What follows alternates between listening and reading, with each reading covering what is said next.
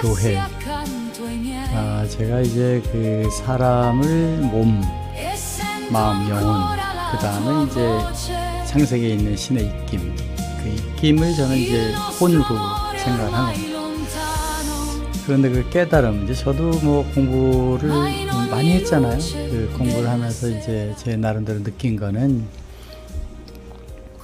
그 지혜, 깨달음, 지식, 이런 이제 좀 다소는 그 추상적인 단어이긴 한데, 교육이나 교회에서 그 마음이 움직이는, 또 내가 능력이 늘어났다고 생각하는 것에 이제 그 방식, 지식 전달. 저는 뭐 수업 시간에 자는 사람으로 유명했습니다. 뭐 그냥 계속 이렇게 눈 맞추는데 고통이에요. 교실에서 어릴 때 초등학교부터 중 이렇게 참 힘들었습니다. 그래도 개근상은 탔는데 이 지식 전달이라는 게 그게 아닌 것 같다. 시험 볼 때 공부하면 아는데 왜 이렇게 수업 시간에 못 알아들었을까, 이런 거죠.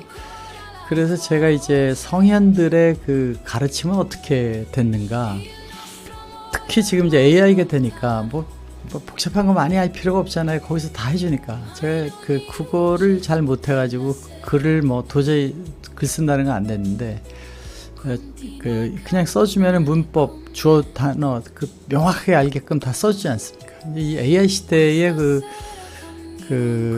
거꾸로 교실, 학생이 공부하는 거에 이제 방식을 한번 연구해 본 내용입니다. 지금은 이제 지식이 너무 많아서 그 중에 내가 선택해서 써야 되잖아. 실행의 시대에 살고 있다. 이제 16세기에는 그때까지는 말씀 그런 거를 통해서 많이 알아서 뭘 하는데, 안다는 내용이 성경같이 이렇게 정해진 책 60권이면 다 된, 지금은 뭐 수십만 권의 책이 있는 데다 보니까 이 스마트폰을 통해서 전 세계 석학의 강의나 뭐 AI에 하면 즉답에서 접속이 되잖아요. 그 문제는 지식 과잉 속에서 아는 것과 사는 것 사이에 다 할 필요가 없다. 이제 그런 거죠. 제 비디오 이거 뭐 몇 명 보겠습니까? 이제 그런 내용인데, 이거 제가 공부하는 것에 제 나름대로의 방식을 놓고 거기에 동감되는 내용을 적은 겁니다. 여기서 이제 마르주의 충격, 이 마르주 쇼크이라는 게 1990년대 하버드의 물리학자 에릭 마르주 교수는 최상위 학생들이 복잡한 수식을 풀면서도 기초 개념 질문에는 무너지더라, 잘 못하더라. 그래서 이 소위 뱅킹 에듀케이션이죠. 은행 저금식으로 막 얘기하면 될 것 같은데, 이거로 하는 거는 수동적 보관소로 전락시키기 때문에 이런 방식의 교육을 하면 안 된다. 이게 이제 플립 러닝의 말하자면 COC 같은 거죠. 여기에 이제 많은 철학자, 또 옛날부터 있던 사람들, 뭐 예수님도 마찬가지고 부처님도 마찬가지고, 외부에서 지식이 전달 안 된다. 만약 팔만대장경 써놓은 거 다 알았으면 부처 된다면 다 됐어야 되잖아요. 뭐 공부 열심히 하면. 그것이 아니고, 부처님은 면벽참사나 이렇게, 예수님도 깨달음을 이렇게 유도하기 위해서 항상 질문하고 답을 제자들이 알게 이렇게 했잖아요. 이 소크라테스의 삼파술이라고 했잖아요. 질문해서 상대방이 답을 내게 하는 삼파를 하는 데 있어서 스승의 역할, 이렇게 된 거죠. 그래서 소크라테스가 영혼에 내재된 지식을 상기시킨다. 이 상기시키는 방식에 의해서 교육이 된 거죠. 상기론이라는 건데, 이거 뭐 한문이 어려워서 저도 잘 모르지만, 배움은 외부에서 주입이 아니라 망각했던 내면의 지식을 스스로 재발견하는 것이다. 여기 이제 망각했던 내면의 지식이라는 게 신의 파편이라고 또 표현하고, 신의 숨결, 입김인 신에서 온 거니까, 사실 깨달음을 부처님이 안에서 얻으라는 것처럼 내면에 망각했던 자신의 지식이 있다는 것이 스스로 발견해야 지식이 된다는 거죠. 그래서 여기 산파술이라는 것은 뭐냐, 교사는 지식을 줘서 하는 것이 아니라 끝없는 질문을 통해서 무지를 자각하게 하고, 내가 몰랐구나, 그리고 방향의 전환, 스스로 깨달음으로 이끌어내는 지식을 끌어내게끔 하는 산파, 지식을 마음속에 끌어내는 거죠. 이 안에 사실은 자기 안에 다 있다는 겁니다. 부처님도 팔만대장이고 내가 알려주니까 아니야. 네 안에 이미 다 있어. 예수님도 구하고 찾고 두드리면 너 안에 있는 하나님의 그 입김이 알아낸다. 이게 제 이번 쓴 책의 핵심이 그겁니다. 우리는 이미 신으로부터 상당한 능력 가지고 왔다. 그런 뜻인 거죠. 그래서 이제 그 부처님이 한 얘기에도 들려온 진리를 내면의 그 화두로 소화하라. 이게 선불교잖아요. 화두의 본질이 뭐냐? 붓다가 가르치면서 듣는 순간은 내 것이 아니고, 들어서 내 것이 아니고 단지 나에게 던져진 화두라는 거죠. 너도 그런 생각해봐. 그럼 선명상이 뭐냐? 외부랑을 차폐하고 내면의 실존, 자기 마음속에서 그것을 견성하는 깨달음에 이른다는 논리잖아요. 그러니까 다 그 선불교라는 게 우리나라 조계종이 그런 거 아닙니까? 많은 지식은 거기에 대한 이제 자기의 화두를 정해서, 그럼 저건 무슨 소리예요? 그 너가 알아서 하라, 이제 그런 얘기가 이제 됐다고 보는데, 그 중에 이제 저처럼 기독교 얘기를 많이 하는 사람은 예수께서 결론을 항상 답을 얘기를 안 하고 학습자 내부의 생명력을 신뢰하는 방법 같습니다. 먼저 많은 부분이 비유를 했어요. 결론을 하고 이런 걸 통해서 귀 있는 자들은 들어라. 학습자의 자발적 노동을 유도했고, 이 씨의 자동성이라고 해서 땅에 스스로 열매를 맺되 성장의 동력은 교사가 아니라 배우는 자 내부에 이미 심겨 있습니다라고 말씀하는 시드가 있다. 이거는 다 아는 진리가 있는 거죠. 엠마오의 도상, 나란히 걷고 이제 그 부활하셔서 제자대로 가는데, 낙심한 제자대로 걸어가는데 다 깨달음이 정화되게 하자 그 완벽한 사라짐으로 되죠. 모르고 가다가 나중에 알게 되니까 딱 떠나가죠. 이게 예수님이 했던 그 내부의 생명력을 신뢰하다. 여기에 가정은 뭐냐? 뭐 박사학위를 하든 뭘 하든 항상 생각을 하잖아요. 하다가 이건가 하다 보면은 어느 날 떠오르는 거, 어디서 왔냐. 그것이 저는 이제 신의 입김이다 이렇게 얘기를 해서, 소크라테스 부처 예수님을 볼 때 소크라테스 상기론, 부처는 견성하는 거, 견성이죠. 예수는 하나님 나라에 구한다. 구하라, 두드려라. 누가 줘? 하나님이 준다. 너희 안에 입김이 있으니까 기도와 눈을 감고 안을 깊이 들어가서 구하는 거죠. 이게 이제 소크라테스 지식을 잉태하는 산파, 질문하는 산파죠. 이 부처는 불성을 가진 사람들한테 화두를 던져서 네 안에서 대답을 얻어라. 예수님도 생명의 씨를 품은 땅에다가 비유 초대해서 본인이 답을 알아내게 한 거잖아요. 그래서 지금 학교에서 이제 여러 가지 얘기는 그 화두를 주는 거예요. 학생들이 공부할 때 저거 왜 그랬을까 하면 자기가 들어가서 하는 듣는 것은 나의 지식이 아니다. 그러니까 이 귀로 들어오는 거 있잖아요. 뭐 외부로부터 막 여러 가지 말씀, 뭐 하나님 말씀, 부처님 말씀 들어오는 거는 이 휘발성 메모리의 버퍼링이 되지 자기께 안 되니까, 이 핵심 인지 사실은 외부로부터 들어온 하늘의 신호, 말씀이나 진리는 시스템의 입력단에서 수신된 미정제 데이터라는 거예요. 그냥 좋은 얘기 들어와요. 이것이 씨앗처럼 내면의 소화에 씨앗을 뿌려서 자기 안에 되게 하는 과정이 필요한데, 이걸 그냥 놔두면 다 휘발하고 없어진다는 겁니다. 그래서 이제 저는 인간 안에 사중제어 아키텍처를 했어요. 이게 소위 마음과 혼을 제가 분석한 이제 혼이라고 그러는 소울, 인격이죠. 마음, 이게 뭐 배고프고 뭐하고 이런 이 프로세스로 봐서 바디 프로세스, 몸을 움직이는 여러 가지 프로세스가 있잖아요. 여기가 건강하게, 마음이 그걸 잘 관리하게, 영혼이. 그런데 여기에 홀리 스피릿이라는 걸 넣습니다. 그게 이제 그 우주에 있는 신의 마스터 서버랑 연결이 돼서 자기 안에 있는 신성이죠. 여기에서 이 마음과 몸이 구하면 답을 내는데, 궁극적인 이렇게 됐을 때 오직 지식이 되지, 여기서 듣는, 귀로 들어서 이렇게 들어가고 아는 것 같은 거는 자기께 안 된다. 이런 구조로 이제 그 모델링을 하면 이 헐리 프로세스 영, 여기에 이제 주어져서 생각하는 거죠. 그 소울 프로세스, 혼이 있고 마음이, 그 구분을 그렇게 했습니다. 여기 인격이라고 보고, 이게 마음. 항상 우리가 뭐 마음으로 뭘 하면은 뒤에서 양심이 또 이렇게 컨트롤하잖아요. 그것이 성장하게 홀리 스피릿에서 계속 들어오는 거죠. 그런데 여기는 신에서 온 거기 때문에 지식을 갖고 있는데, 여기서 구해야 답이 온다.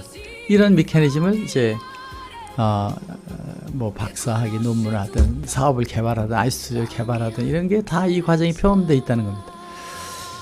그래서 그 에고 임피던스라는 이제 모델을 해봤습니다. 이게 이제 영적 캐노시스라고 뭐 잘 못 알아듣는 단어가 나오는데 이게 초연함이죠. 이 에고는 막 이제 여러 가지가 막 저항이 오죠. 이거 해야지 저거 해야지 욕심도 하고 돈도 벌지 막 이런 거에 스트레스가 있지만은 이건 대부분이 그 자기의 이기심으로 이제 그 권한을 남용하거나 거대한 이렇게 하는 거대한 저항이 발생합니다. 이게 선악과를 따먹을 때 생기는 문제죠.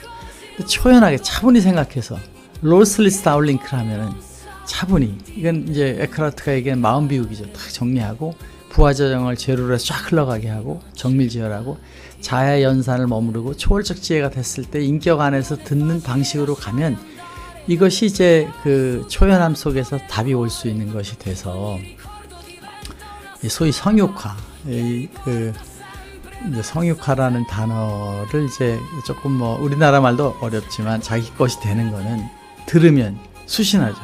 그럼 이게 내적으로 그 이제 신으로부터 오는 것이 그 헐리 프로세서에서 작동되는 게 구하면 이게 이제 조금씩 오다가 영혼이 알게 되고 그걸 통해서 마음을 시켜가지고 몸이 움직이는 거죠. 거꾸로 이렇게 올 때, 이렇게 돼 나갈 때 깨달음이 있을 때 다 이 과정을 거치는데 이 몸과 마음과 여기를 다 조용하게 해서 여기 리스닝을 하는 방태로 되잖아요. 그래서 저는 이제 그 어떤 원리를 이해하고 깨닫게 될 때 오는 마음속에 오는 견성의 기쁨이 아마 그런 거 아닌가. 뭐 새로 개발할 때 막 소리치잖아요. 너무 좋아가지고. 그 왜 소리치고 좋았습니까? 그 이유가 이제 기독교에서는 신의 사랑이 있다 이렇게 이제 해석을 한 거죠. 그래서 그 acknowledge의 기쁨, 이게 하기 쉽지 하면 깨달으면 기쁘다. 그 깨달음 지식이 들어서 기쁜 게 아니라 내가 알게 될 때 기쁘다. 습이라는 거죠. 이 기쁨의 실체는 단순한 감정이 이 감정하고 달라요. 막 그냥 좋고 흥분하고 뭐 그렇게 맛있는 거 먹고랑 다르게 아주 깊은 데서 오르는 밝은 기쁨이 있잖아요. 습. 이 물리계층 몸의 그 몸이나 마음 정도가 아니라 상당한 그 기쁨이 오게 된다. 이것은 이제 그 하늘에서 신에서 혹은 우리 피직스에서 오는 기쁨이다. 이거를 익히면 그 방식 익혀 나가면 이 습이라는 게 그 어린 새가 날개를 퍼덕여 연습하듯 한다는 배움의 몸의 반복 실천이 꼭 돼야 돼서 그때 기쁨이 터져 나온다. 이렇게 이제 한문에서 이렇게 돼 있다는 거죠. 하기 쉽지 그것이. 근데 우리 살면서 늘 그렇잖아요. 정말 2, 3년을 연구를 해서 그 답을 얻었을 때 쾌감과 그거는 말도 못 하잖아요. 자기 논문을 쓰거나 이럴 때. 뭐, 저도 뭐 개발하면서 지금 아이스튜디오 가지고 대중적인 모델을 하려고 이렇게 만들고 있는데, 이거는 내가 강의하는 내 장비로 편안하게 하게 만들기 위해서 이렇게 한 거죠. 이렇게 했을 때, 이걸 만들었을 때, 이걸 사람들이 쓰게 될 때 그 보람이 막 있잖아요. 여기서 뭐 자막도 이렇게 딱 하면은 다림에 자막 로고도 나오고, 이거 그냥 그걸 사용료 얼마만 있으면 이게 다 이런 게 나가고, 여기도 뭐 거꾸로 교회 이런 걸 하면 이것이 여기서 다 글씨도 나오고, 뭐 지울 수도 있고, 또 자막도 없앨 수도 있고, 이런 것까지 다 해서, 이게 나가게 된다. 키웠다가, 뉴스한테 이렇게 나오죠.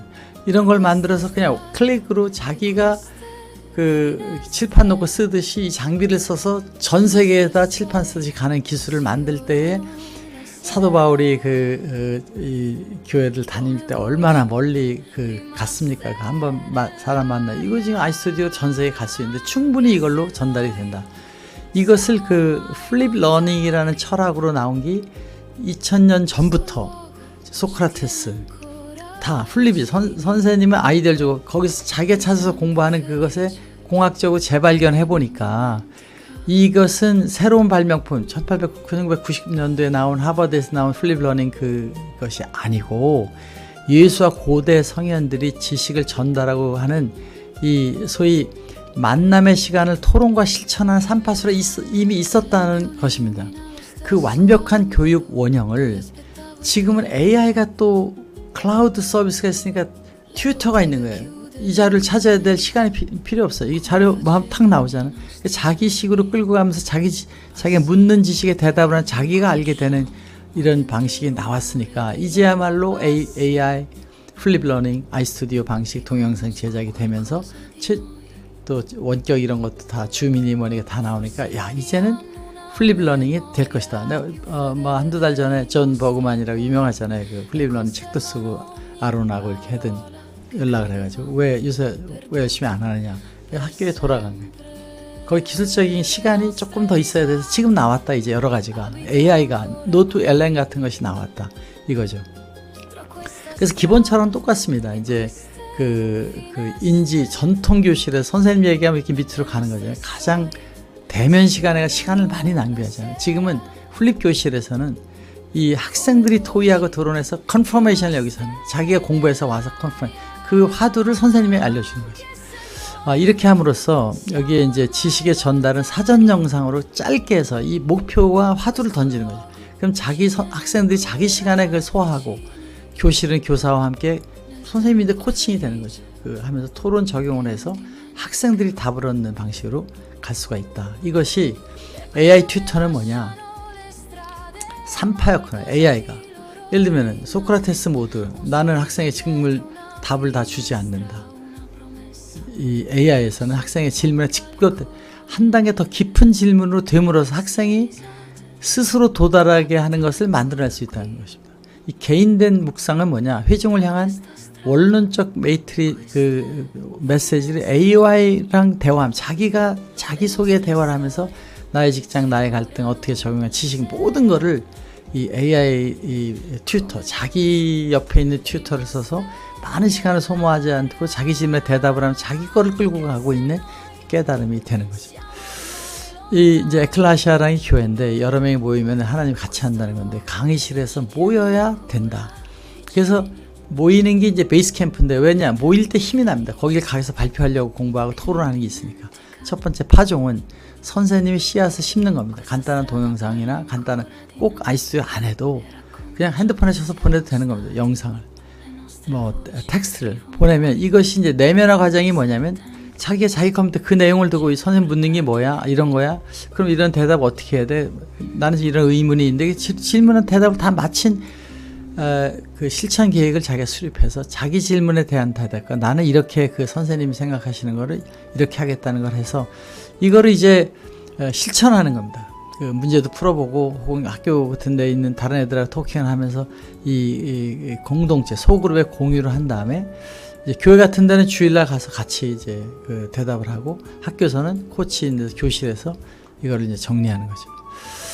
이렇게 해서 그 과정에 생기는 화이트 페인, 이거 하기 싫은데 안 하면 어떨까 하는 거하고 그래도 해서 열심히 공부를 해야지 싸움에 이겨나가는 자기 능력을 키우게 되면 이제 이런 것을 우리가 금방 새로 개척해서 나갈 수가 있다. 이것이 이제 그 내부에 있는 자신이 알게 하는 과정. 그것이 이제 글로 지식을 만들어내는 게 산파술인데 기독교적으로 보면 이런 성경에 대한 얘기, 삶의 열매, 공동체들이 같이 하는 거, 시간을 검증, 겸손을 유지 이런 건데 학교도 똑같은 방향이 이제 됩니다. 그 헥시스라는 게 있습니다. 영구적인 각인, 내 거로 완전히 되는 각인이 뭐냐? 훈련된 지각과 평가의 과정으로 해서 일어난다는 겁니다. 그냥 암기해서 되는 것이 아니라 내 거로 각인을 시켜야 되는 헥시스를 하게끔 해서 학생들이 완전히 깨달음으로 가게 하자. 이것은 이제 그 예수님이 하셨던 엠마오의 미학, 길에서 말씀하실 때 너는 속에서 마음이 뜨겁지 않냐 이렇게 자꾸 깨달음을 이렇게 물어보죠.